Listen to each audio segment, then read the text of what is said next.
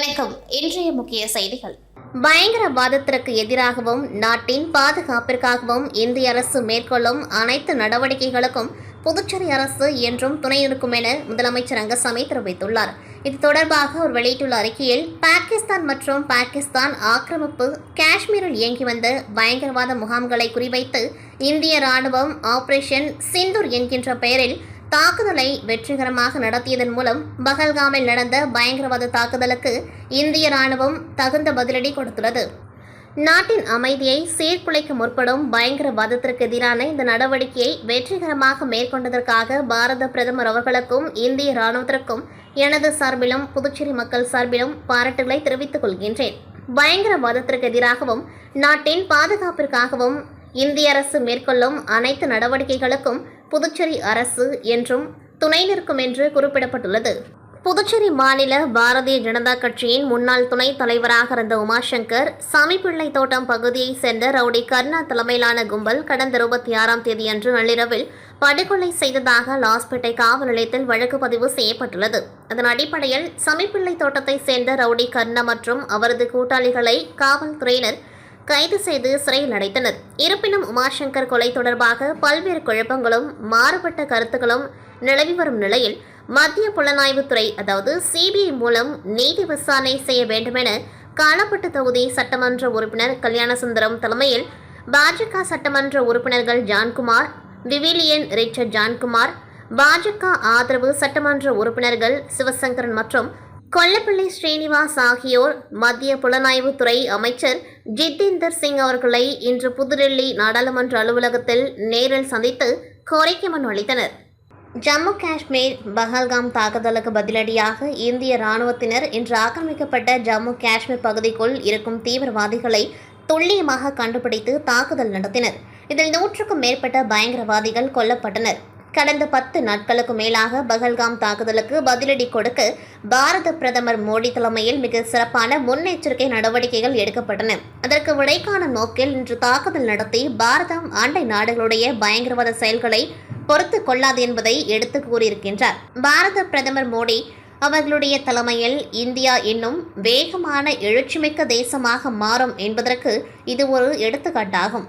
வாழ்க பாரதம், வளர்க பாரதம், பிரதமர் மோடி அவர்களின் புகழ் என்று சொல்லி ராணுவ வீரர்களுக்கு பாராட்டுகளை தெரிவித்துக் கொள்கின்றேன் என்று ஜோஸ் சார்லஸ் மார்டின் தெரிவித்துள்ளார்.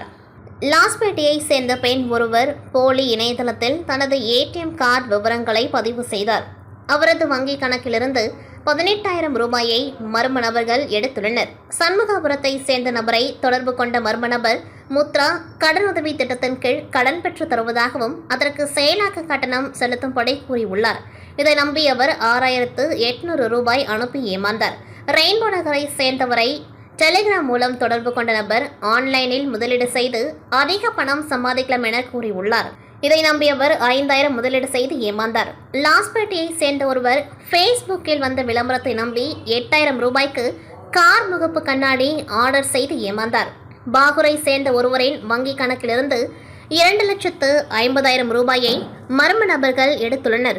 கலைவாண நகரை சேர்ந்த ஒருவர் ஆன்லைன் மூலம் 2,000 ரூபாய்க்கு ஆன்லைனில் கை கடிகாரம் மற்றும் இயர்பட்ஸ் ஆர்டர் செய்தார். அவருக்கு 400 ரூபாய் மதிப்பிலான பொருட்கள் மட்டுமே வந்துள்ளது. இப்பொழுது மோசடி கும்பலிடம் 6 பேர் 2,89,800 ரூபாய் இழந்துள்ளனர்.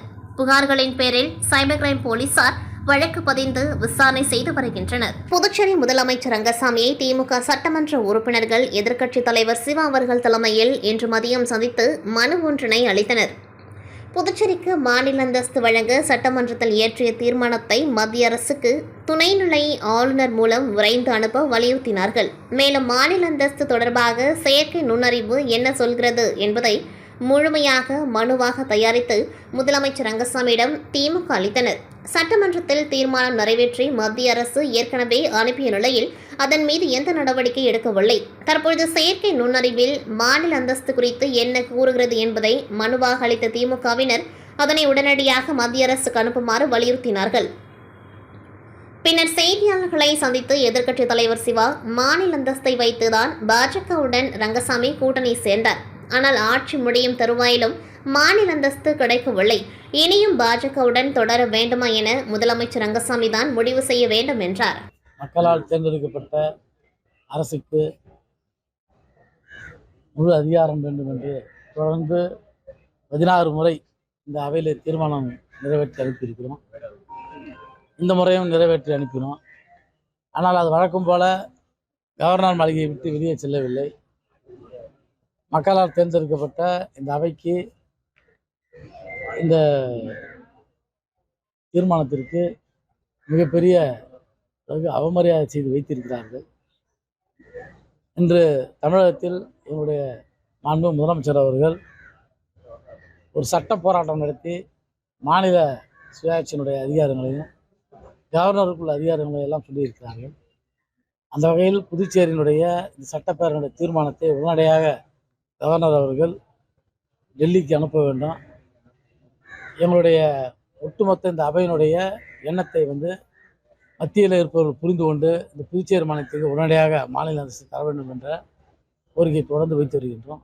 இப்பொழுது இந்த செயற்கை நுண்ணறிவில் கேட்கப்பட்ட கேள்விகள் கூட முழுமையாக புதுச்சேரி மாநிலத்துக்கு நாங்கள் அத்தனை கேள்விகளுக்கும் முறையான மக்கள் பதிலாக அதிலிருந்து கிடைத்திருக்கிறது. அதோடு இந்த மாநிலம் எப்படி மத்தியிலிருந்து வரக்கூடிய ஆட்சியாளர்களாலும் அதிகாரிகளாலும் முழு அதிகாரத்தை பயன்படுத்தி கொண்டு இந்த மக்களை எப்படி வதைக்கிறார்கள் என்ற கேள்விகளும் பதிலாக கிடைத்திருக்கிறது.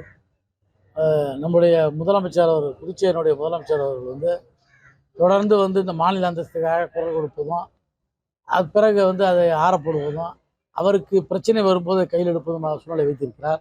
புதுச்சேரியில் அரசின் மூலம் கிராமப்புற மக்களின் நலன் கருதி மகாத்மா காந்தி தேசிய ஊரக வேலை உறுதி திட்டத்தின் மூலம் 100 நாள் வேலை திட்டப்பணி வழங்கப்பட்டு வருகின்றது. இதன் ஒரு பகுதியாக மங்கலம் தொகுதிக்குட்பட்ட கனவாப்பேட், கோட்டைமேடு, உருவையாறு, திருக்காஞ்சி ஆகிய கிராமத்தில் உள்ள 6 குளம், ஏரி, வாய்க்கால்களின் மகாத்மா காந்தி தேசிய ஊரக வேலை உறுதி திட்டத்தின் மூலம் 100 நாள் வேலை திட்டப் பணியை தொகுதி சட்டமன்ற உறுப்பினரும் வேளாண் துறை அமைச்சருமான தேனி ஜெயக்குமார் பூஜை செய்து பணியை துவக்கி வைத்தார்.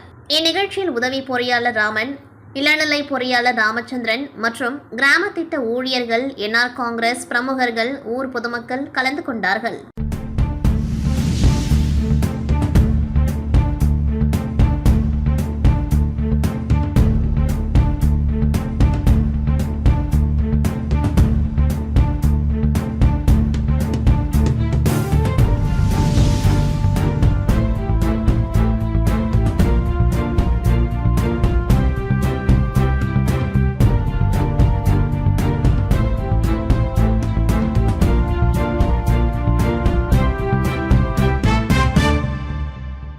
புதுச்சேரி அடுத்த காட்டேரிக்குப்பம் ராஜகுளம் அருள்மிகு கன்னியம்மன் ஆலயத்தின் சித்திரை திருவிழா, காப்பு கட்டுதல் மற்றும் கொடியேற்றும் நிகழ்ச்சி கடந்த 29ஆம் தேதி விமர்சையாக தொடங்கியது.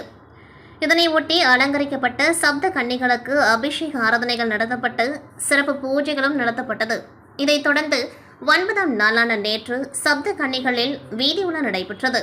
இது குழந்தை பாக்கியம், குடும்பத்தில் ஒற்றுமை, கடன் தொல்லை தீர்தல் உள்ளிட்ட பல்வேறு பிரச்சனைகளுக்கு வேண்டிக் கொண்டவர்கள் பூ, பழம் உள்ளிட்ட 50 வகையான பழ வகைகள், காய்கறிகள் மற்றும் நவதானிய பொருட்களை கொண்டு சீர்வரிசை எடுத்து சப்த கன்னிகளுக்கு சிறப்பு பூஜை செய்தனர்.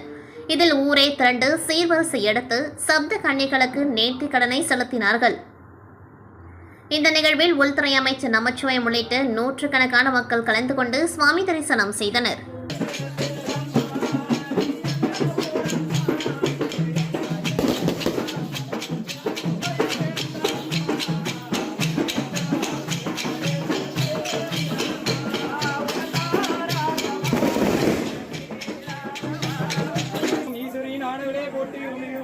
போற்றி, ஓம் மகேஸ்வரியே போற்றி, ஓம் காணரே போற்றி, ஓம் கன்னிமாதாயே போற்றி போற்றி. புத்தவளே குணம் 14 புத்தவளே குணம் 14 புத்த வண்ணம் காத்தவளே பின் கறந்தவளே கரையண்டனுக்கு முத்தவளே என்றும் மூவா முகுந்தற்கு இளையவளே மாத்தவளே உன்னை அன்றி மற்றோ தெய்வம் வஞ்சிப்பதோர் தீங்கில்லையே ஆத்தாளே விராமவல்லியே வண்ணமெல்லாம்.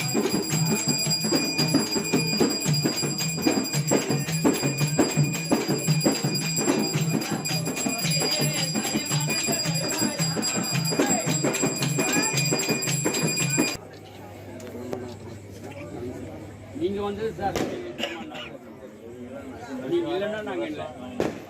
புதுச்சேரி மதகடிப்பட்டில் உள்ள ஸ்ரீ மணக்குள விநாயகர் கல்வி அறக்கட்டளையின் ஒரு அங்கமான SMV பள்ளியின் இணை செயலாளரின் பிறந்தநாள் விழா நடைபெற்றது.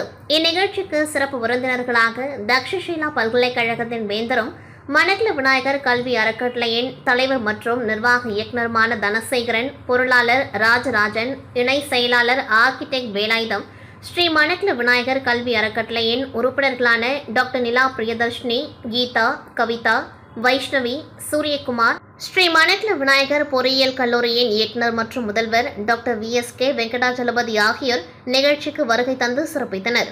நிகழ்ச்சிக்கு வருகை தந்த சிறப்பு விருந்தினர்கள் மற்றும் விழா நாயகர் ஆகியோருக்கு SMV பள்ளியின் முதல்வர் முனைவர் அனிதா சாந்தகுமார் பூங்கொத்து கொடுத்து வரவேற்றார். பிறந்தநாள் விழா நாயகர் பள்ளியின் இணை செயலாளர் ஆர்கிடெக்ட் வேலாயுதம் அவர்களை சிறப்பிக்கும் வகையில் வரவேற்பு வளாகத்தில் வாழ்த்து கோலம் வரையப்பட்டிருந்தது. பள்ளி வளாகத்தில் வைக்கப்பட்டிருந்த விநாயகர் சிலையை வணங்கிய பின்னர் பிரம்மாண்டமான மாலை அணிவித்து தங்களது வாழ்த்துக்களை தெரிவித்தனர். உள்சுற்றரங்கில் அவரது உருவம் பொறித்து வாழ்த்து பதாகை திறந்து வைக்கப்பட்டது. அடுத்து பள்ளியின் சார்பாக ஏற்பாடு செய்யப்பட்டிருந்த கேக் வெட்டுதல் நிகழ்ச்சி நடைபெற்று முடிந்ததும் ஆசிரியர்கள் ஒவ்வொருவரும் தங்களுடைய பங்களிப்புக்காக கவிதை வாசித்தல், பாடல் பாடுதல், நடனம் ஆடுதல், இசைக்கருவி வாசித்தல் போன்றவற்றால் தங்கள் வாழ்த்துக்களை தெரிவித்து மகிழ்ந்தனர். மாணவர்களும் சேர்ந்து நடனம் ஆடினர். முதல்வர் உட்பட ஆசிரியர்கள் அனைவரும் சேர்ந்து பிறந்தநாள் நினைவு பரிசை வழங்கி சிறப்பித்தனர். மாணவர்கள் ஆரவாரமான குரல் எழுப்பி வாழ்த்துக்களை தெரிவித்தனர். நிகழ்ச்சியில் பங்கேற்ற அனைவருக்கும் பிறந்தநாள் கேக் வழங்கப்பட்டது. இந்நிகழ்ச்சிக்கான ஏற்பாடுகளை முதல்வர் மற்றும் துணை முதல்வர், நிர்வாக அலுவலர், ஊழியர்கள், ஆசிரியர்கள், அலுவலக ஊழியர்கள் ஆகியோர் செய்திருந்தனர்.